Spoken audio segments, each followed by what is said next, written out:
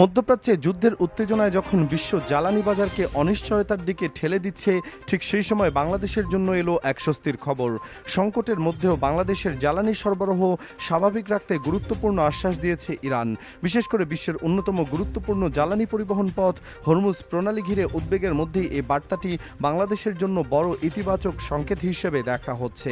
মধ্যপ্রাচ্যের চলমান সংঘাতের কারণে আন্তর্জাতিক বাজারে তেলের সরবরাহ নিয়ে উদ্বেগ বাড়ছে, কারণ বিশ্বের বড় একটি অংশের জ্বালানি পরিবহন হয় হরমুজ প্রণালী দিয়ে।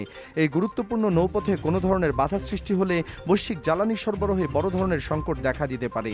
এমন পরিস্থিতিতে বাংলাদেশ সরকার ইরানের সঙ্গে যোগাযোগ করে।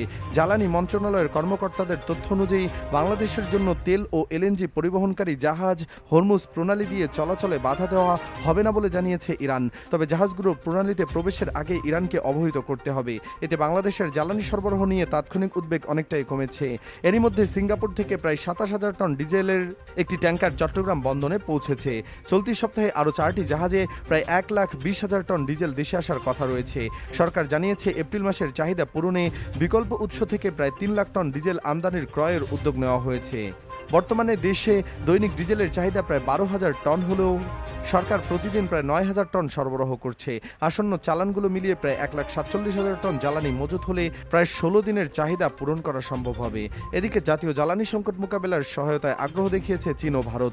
অর্থমন্ত্রী আমির খসরু মাহমুদ চৌধুরী জানিয়েছেন, প্রয়োজনীয় জ্বালানি সরবরাহ নিশ্চিত করতে বিভিন্ন দেশের সঙ্গে যোগাযোগ রাখা হচ্ছে। অন্যদিকে ইয়াও ওয়েন ঢাকায় নিযুক্ত চীনের রাষ্ট্রদূত বলেছেন, বাংলাদেশের জ্বালানি সমস্যার সমাধানে চীন পাশে থাকতে প্রস্তুত। পরিস্থিতি নিয়ন্ত্রণে রাখতে বাজার তদারকি জোরদার করেছে বাংলাদেশ পেট্রোলিয়াম কর্পোরেশন।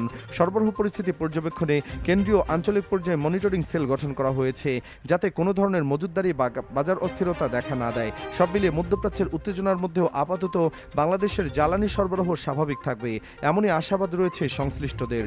তারিফ বিন জিহাদ, দেশ 24 লাইভ, ঢাকা।